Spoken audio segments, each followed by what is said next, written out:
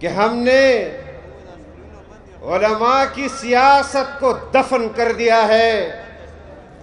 علماء کی سیاست کو ختم کر دیا ہے۔ میں سلام پیش کرتا ہوں آپ کی اس کمٹمنٹ کا جو آپ کی اپنی قیادت کے ساتھ رہی۔ جس طرح پونے 4 سال آپ اپنی قیادت کی آواز پر لبیک کہتے ہوئے میدان عمل میں ان کے ساتھ رہے، آپ نے ثابت کیا، اور انہوں نے تو ہماری سیاست دفن کی تھی، انہوں نے تو ہمیں سیاست سے بے دخل کرنا تھا، لیکن ہم نے ان کی حکومت کے اندر ان کی حکومت کو بھی گرایا، اپنی حکومت بھی بنائی،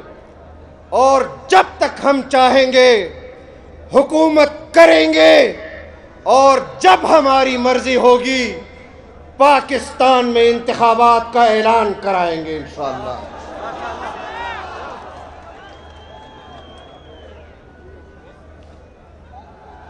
اس بات کا ذکر کیا جاتا ہے، اس بات کا ذکر کیا جاتا ہے کہ اقتدار سے بے دخل ہونے کے بعد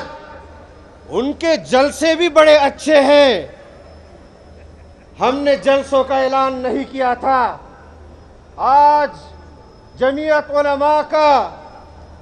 دوسرا جلسہ ہے۔ پہلا جلسہ باب الاسلام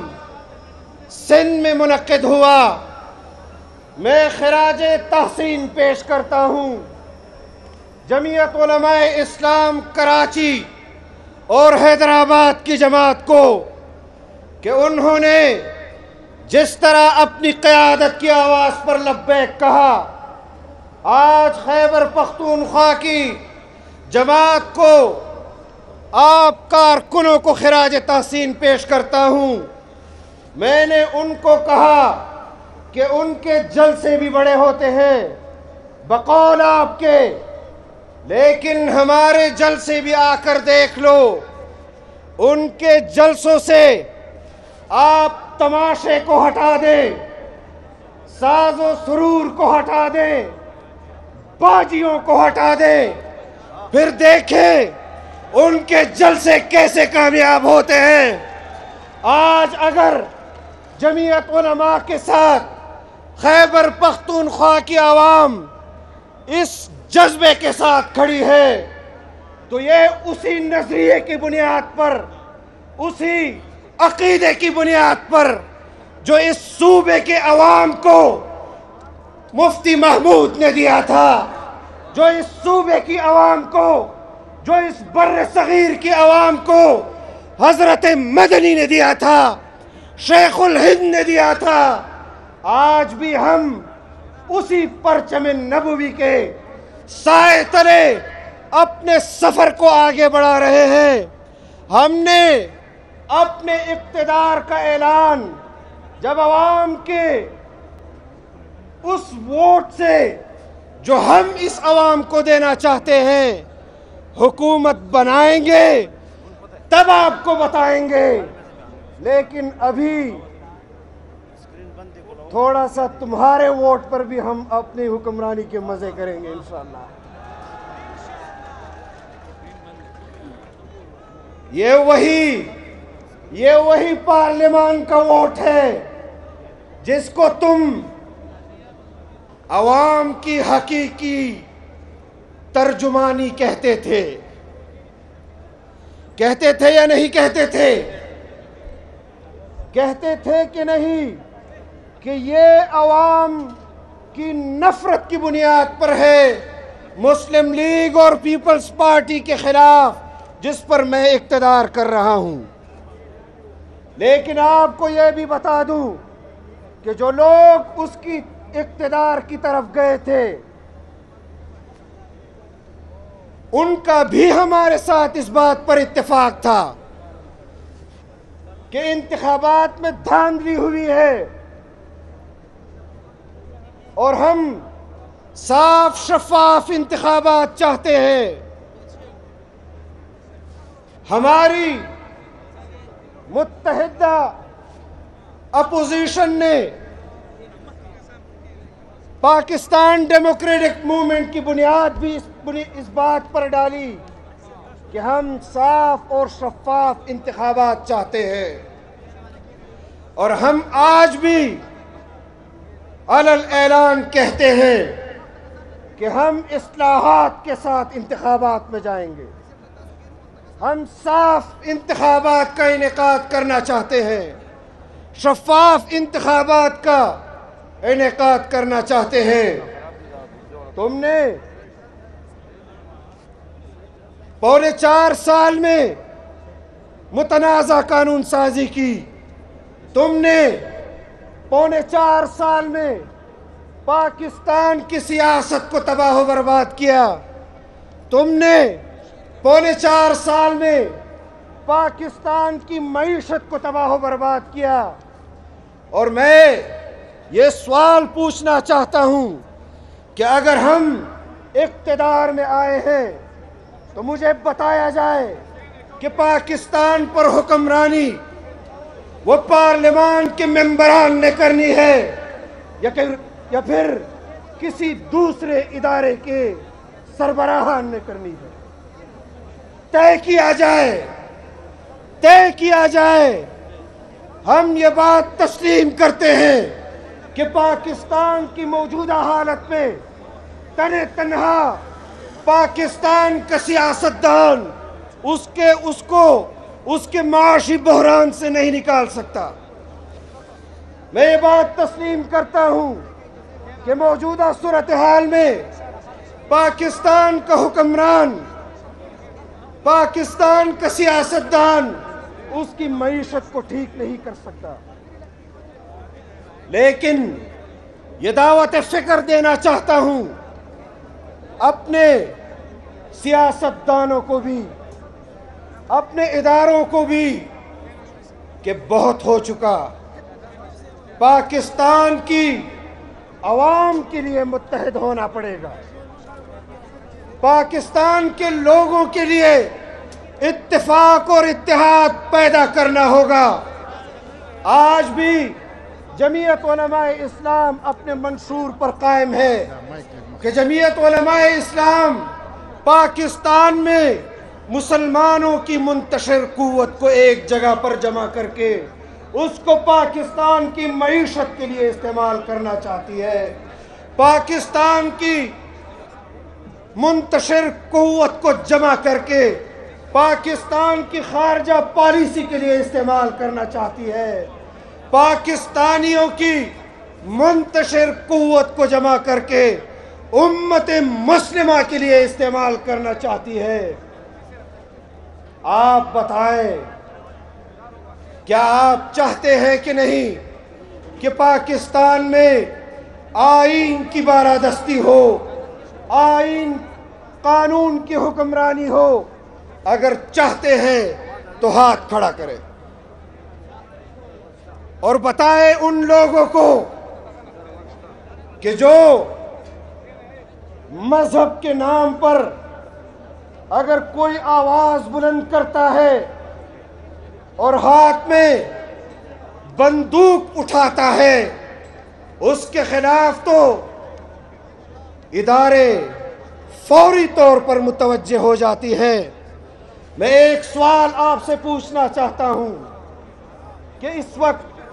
صدارتی محل میں بیٹھا ہوا عارف علوی اور مراکنڈ کے اندر صوفی محمد کے کردار میں کیا فرق ہے؟ وہ شریعت مانگ رہا تھا، یہ ریاست مدینہ مانگ رہا ہے، وہ اداروں پر تنقید کرتا تھا، یہ بھی اداروں پر تنقید کر رہا ہے، وہ پارلیمان پر ہنستا تھا، یہ بھی پارلیمان پر ہنستا ہے۔ اگر حکومت اپنی ذمہ داری پوری نہیں کرتی تو پھر اداروں کو بھی کیا ذمہ داری پوری کرنے کا ان کے فرائض منصبی میں شامل نہیں؟ کیوں اس کو صدارتی محل میں پروٹوکول دیا جا رہا ہے؟ اگر کل کوئی کسی اور اچھے عنوان سے پاکستانیوں کو پکارے گا اور غلط راستے سے آئے گا تو کیا آپ اس کردار کو تسلیم کرنے کے لیے تیار ہوں گے؟ سب سے بڑھ کر قربانی اگر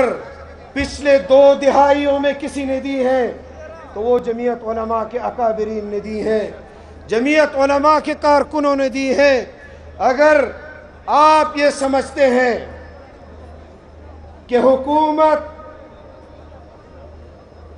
ان بھگوڑوں کو جن کو ہم نے اقتدار کے ایوان سے بھگایا ہے، جن کو ہم نے، اور یہ کہتے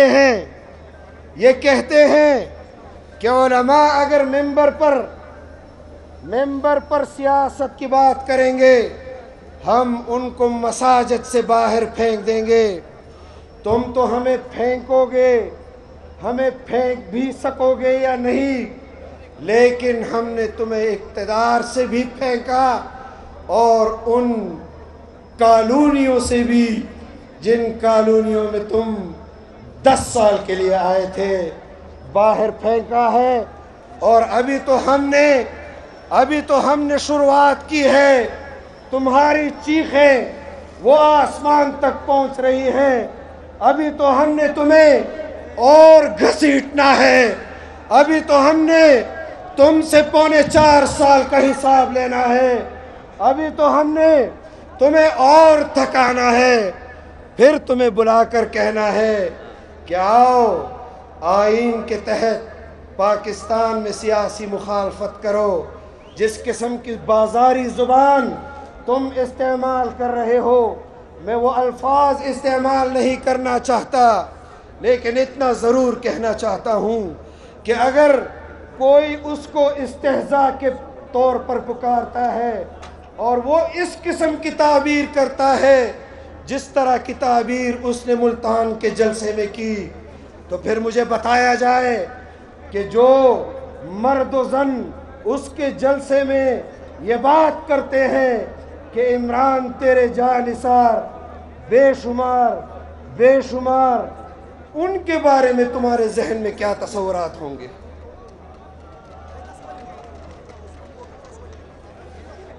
میں واضح طور پر خیبر پختونخوا کی